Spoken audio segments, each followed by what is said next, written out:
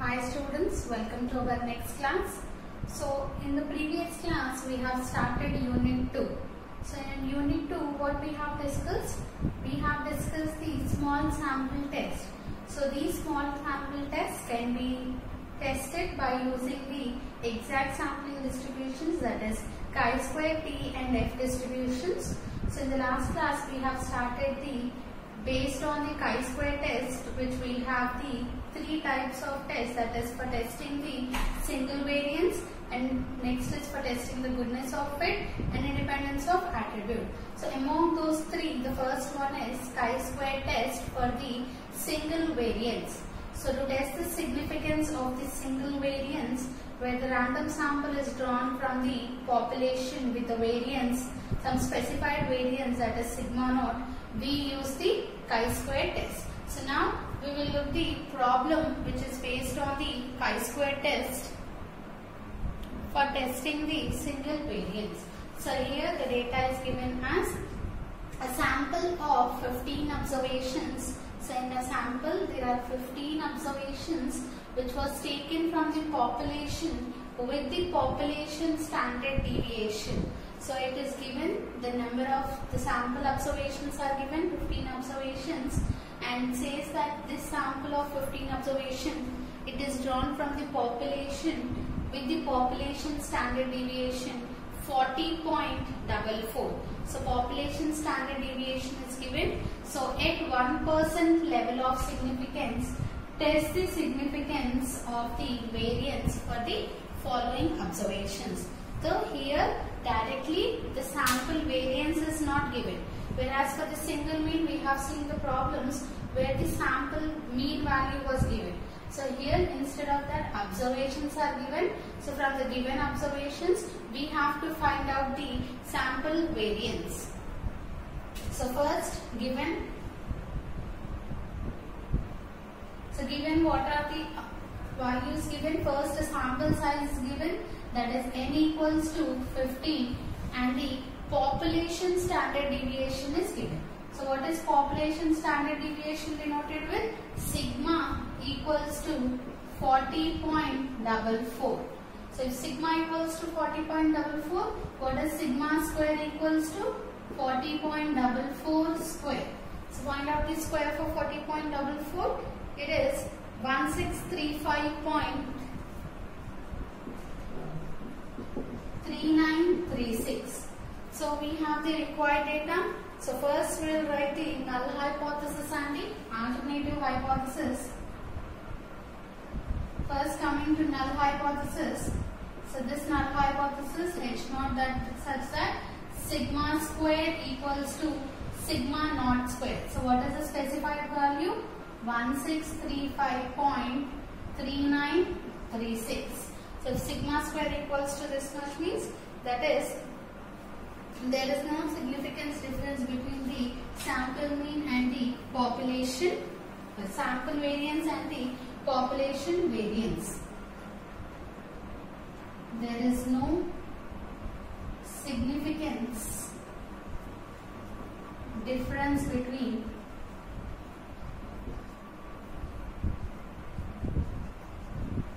sample and population variance.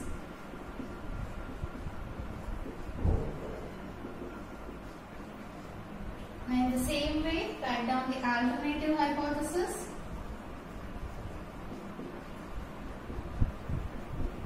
So this alternative hypothesis H1 such that, so it is not specified greater than or less than, so directly you can consider sigma square not equals to 1635.3936. So what does it mean?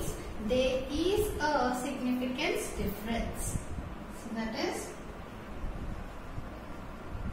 there is a significance difference between the sample and population variance.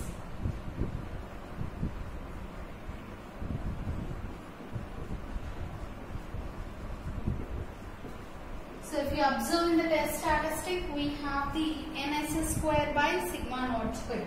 So for this we want the S square value. So what is the S square value? That is sample data is given. So from this data, we have to calculate the sample variance. So how we will calculate? So first draw the calculation table. So write down the xi values.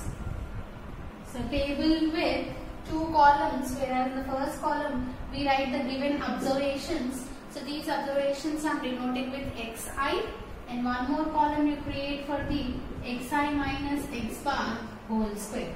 So xi means the given observations, that are 43.21, 44.52, next 46.31, 38.26, like that up to write down the last observation 38.64. Before that 44.14. So I'll read out all the observations once. 43.21, 44.52, 46.31, 38.26, 43.64, 40.34, 39.99, 26.46, 43.33, 37.64, 36.54, 41.54, 36.54, 44.14, and the last 38.64. So write down all the 15 observations, then find out the summation for those 15 observations. So the summation for those 15 observations, it is 603.13. It is 603.13. So we got the summation xi. So what is the variance formula actually? 1 by n summation xi minus x bar whole square.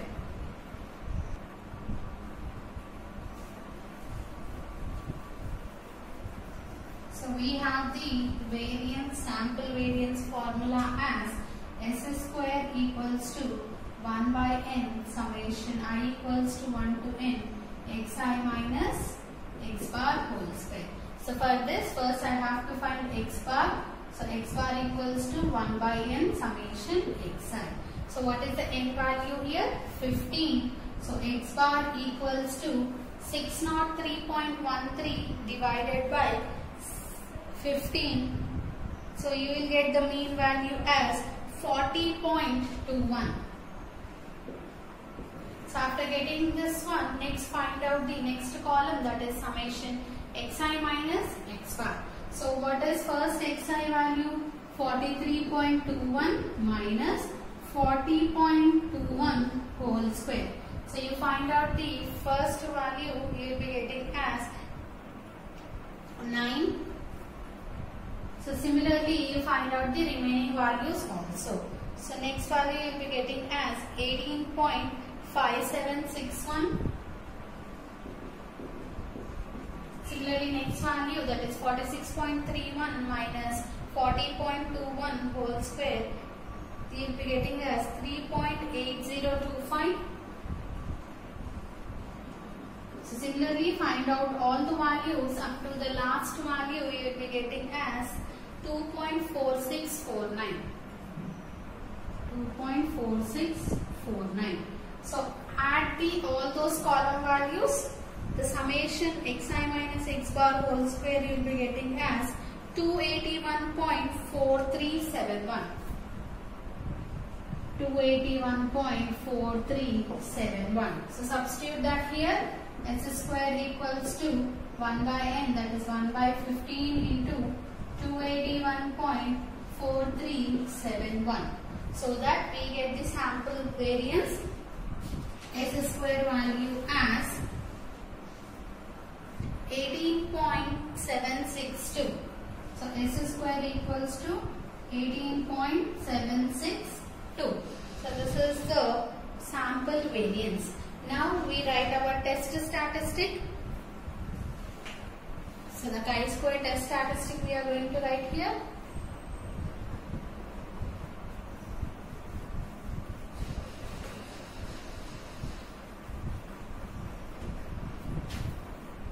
So what is the chi-square test statistic? The chi-square test statistic is given as So the chi-square test statistic is given as chi-square equals to ns square by sigma naught square, which follows the chi-square distribution with n minus 1 degrees of freedom. So substitute the values. Chi-square equals to, so n into s square means it is nothing but summation xi minus x bar whole square value. That is 281.4371 divided by sigma naught. So what is the sigma naught value is given in the question as 1635.3936.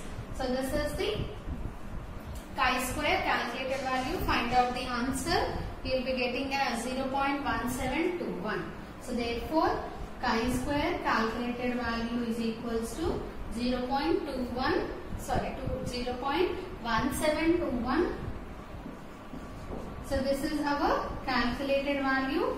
So this calculated value you have to compare with the table value. So this chi-square follows the chi-square distribution with how many degrees of freedom?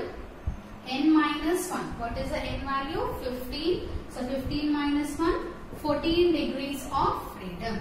So now we have to check the chi-square table value. So now I will show you the chi-square table. So this is your chi-square table. You will be having chi-square table like this. So the corresponding level of significance will be there, alpha values, and here the degrees of freedom will be there.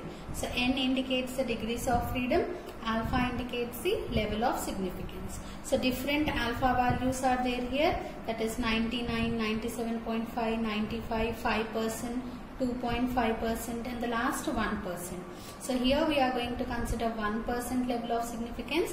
So check for the last column values. So at 1% level of significance, what is the degrees of freedom? 14.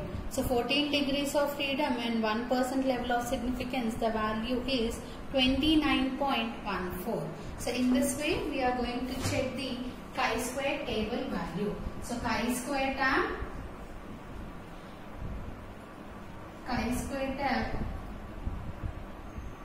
for 1% level of significance and 14 degrees of freedom, that is how we will be writing chi-square 1% comma 14 is equals to 29.14. So now if you observe, what is the calculated value? 0.1721.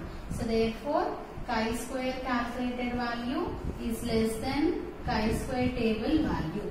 So if calculated value is less than table value, we obviously accept the null hypothesis. So accept the null hypothesis means there is no significant difference between the sample mean and the population mean. That means the sample is drawn from the population with the standard deviation 40.44. That means with the variance 1635.3936. Now coming to the next question. So a random sample of size 20. So a random sample of size 20 from the population gives the standard deviation of 6. So here the sample size is 20, which is drawn from the population, and it gives the standard deviation 6. So here we are talking about the random sample which is drawn from the population gives the standard deviation 6.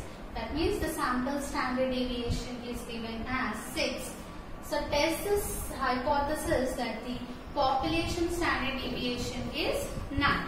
So we have to test the hypothesis that population standard deviation is 9. So population standard deviation is 9 means we have to consider this as the variance equals to 9 square. That is, you can consider sigma equals to 9 or sigma square equals to 9 square 81. So solution. So how do you find out? Here n value is 20 and sample standard deviation means small s value. So what is the s value? S value is equals to 6, which implies S square equals to 6 6 are 36. Similarly, the population standard deviation sigma is given as 9, which implies sigma square equals to 9 square, that is 81. So these are all the given values. Here already sample standard deviation is given, population standard deviation is also given, and the sample size is also specified. Now we can directly substitute this value in the test statistic. So you all do this problem and check the chi-square calculated value. So here what is the degrees of freedom you are going to get? The degrees of freedom is chi-square at. So here the level of significance is also not specified. So I am considering 5%. So chi-square 5% comma n minus 1, that is 20 minus 1. So it is 30.14. So I am giving you the table value also. So calculate the chi-square calculated value and compare it and take the required conclusion.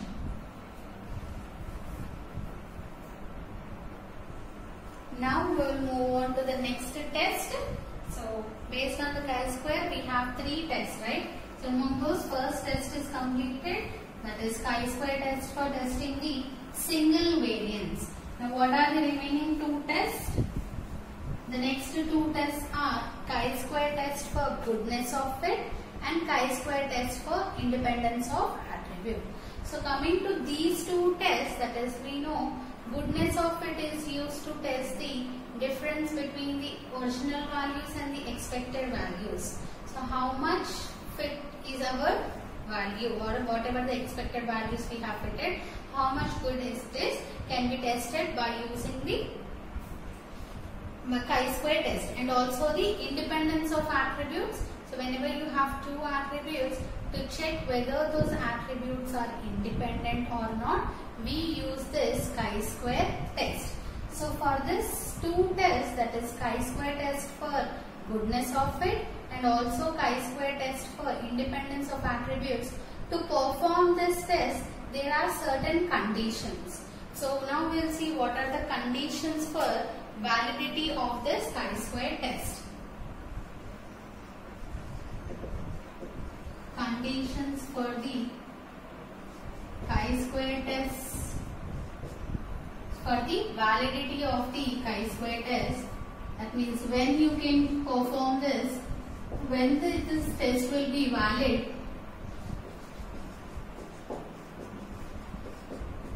There are basically 4 conditions for validating this chi-square test.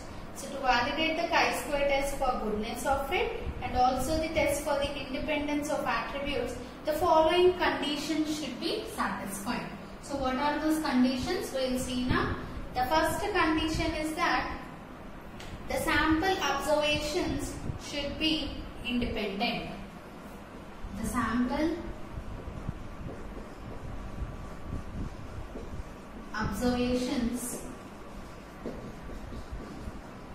should be independent.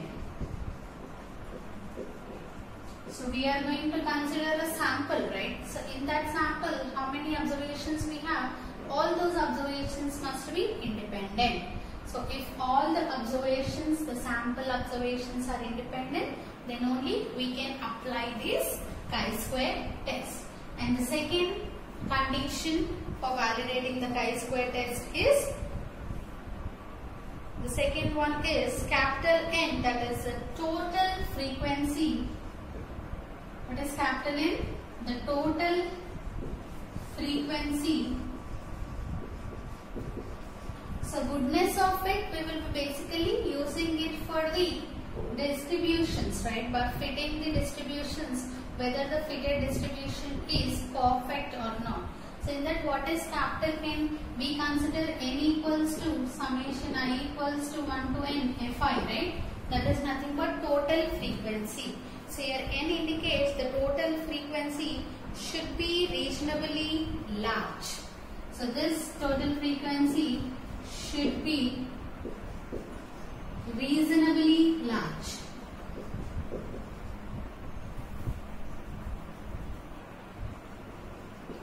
So here N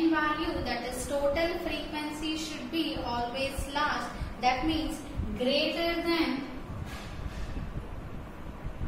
large means it should be greater than 50. So that is this total frequency, that is capital N value, should be greater than 50. So whenever your total frequency is greater than 50, then only we consider this chi-square test. And the next one is constraints of the cell frequency should be linear. Third one is constraints of the cell frequencies,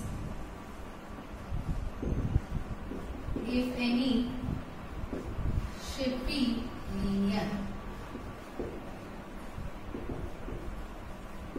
So the third condition is the constraints on the cell frequency should be linear. That means here summation we have studied in our last time also in the attributes, that is always summation of the total of the one attribute, that is summation AI, should be equals to summation Bj, that is capital N.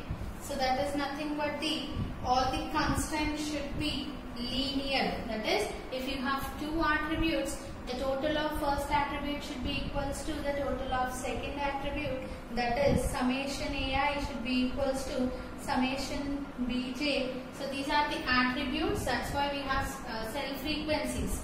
So here class frequencies, the class frequency of a particular attribute should be equals to the class frequency of the another attribute, that should be nothing but the capital M. So this will be used for the testing the independence of the attribute. So suppose this is applicable for the independence of attributes.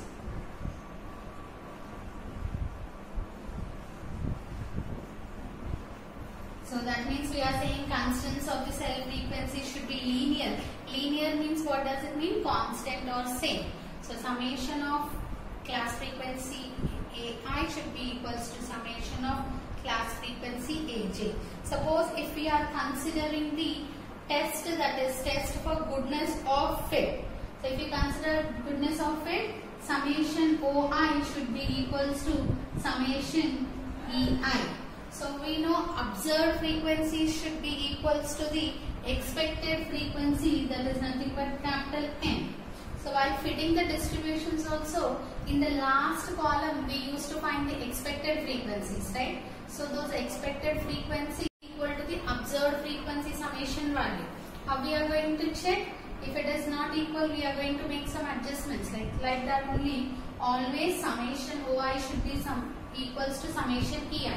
That means observed value should be exactly equal to the total of the expected values, that is nothing but the capital N. So this we are going to use for the which test? For the test of goodness. Test of goodness of fit.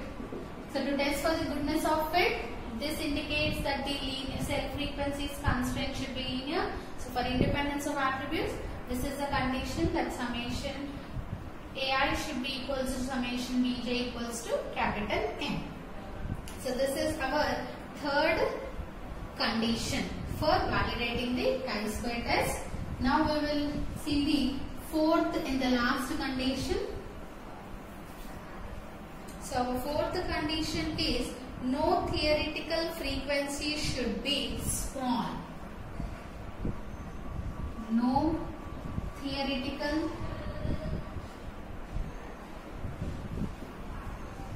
value should be small. So what does theoretical value means? You will be having observed values and also the expected values, right? So whatever the observed values we have, those are called as the theoretical values.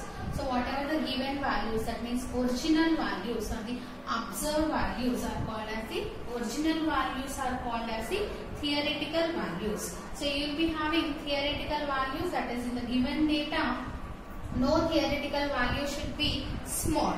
So small means what does it mean? It should not be less than 5. No theoretical value should be small means it should not be less than 5. So if you have any value less than 5, we will be making some adjustments. That is, if any theoretical frequency is less than 5, then we cannot apply this chi-square test. So if any theoretical frequencies, so you will be having frequency only, right? Whether it is an independence of attribute test or the goodness of it, will be having frequencies. Class frequencies or frequencies are same. So theoretical frequencies are less than 5. So if any frequencies are less than 5, we cannot apply the chi-square test. So we cannot apply this chi-square test. So as such a case, we use the technique of pooling. So in this case, we use pooling. So we use the concept of pooling. So generally, what is the meaning of pooling? So a pooling means, we know the meaning is sharing. So we will be telling carpooling, bike pooling. So what does it mean? It is a sharing. You are doing the sharing with some other person. So now you are going for the cab. So you will be doing cab pooling, right? With some other person, you are going to share that ride. So in the same way, these frequencies also can be pooled. So that is called as a pooling, which consists in adding the frequencies which are less than 5. So in this pooling means, what does it mean? Adding the frequencies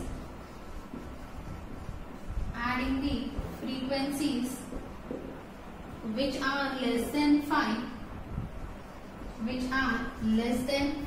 So wherever the frequencies are less than 5, we are going to add those frequencies with the preceding or the succeeding frequencies.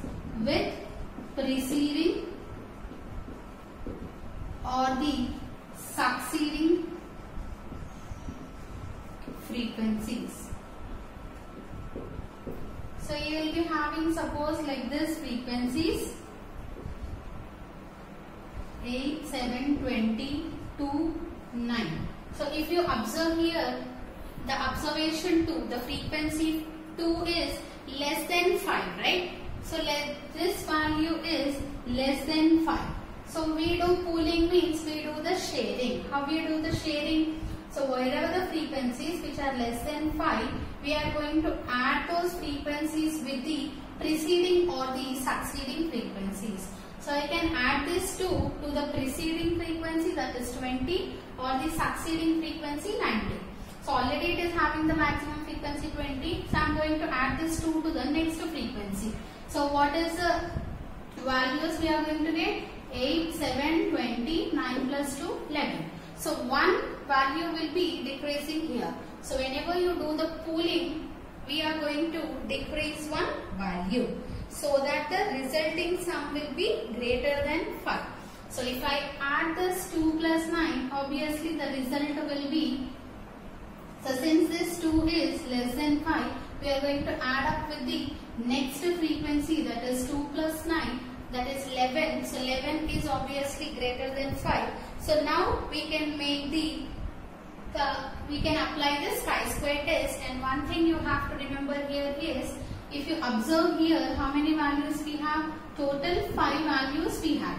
But here, after making the pooling, n values have become 4. So whenever you do the pooling, you have to make the necessary adjustments in the degrees of freedom also. Because for chi-square test, the degrees of freedom, we know it is n minus 1. So if you consider the original n, you will be getting 5 minus 1. But after doing the pooling, you have to consider 4 minus 1, that is 3. So always one thing you have to remember about this pooling is, the one observation will be decreased. Hence the degrees of freedom will also be 1 degrees of freedom will be decreased. So like that, how many poolings you will be doing? Based on that, 1 degrees of freedom will be decreasing. Here I have added only one value is less than 5, so I added only 1. So that's why only one degree of freedom will be decreased. So in the same way, if you have more than one, you will be do the pooling according to that. So these are the different conditions for validating the chi-square test. So in the next class, we will see the next chi-square test, that is chi-square test for the goodness of fit.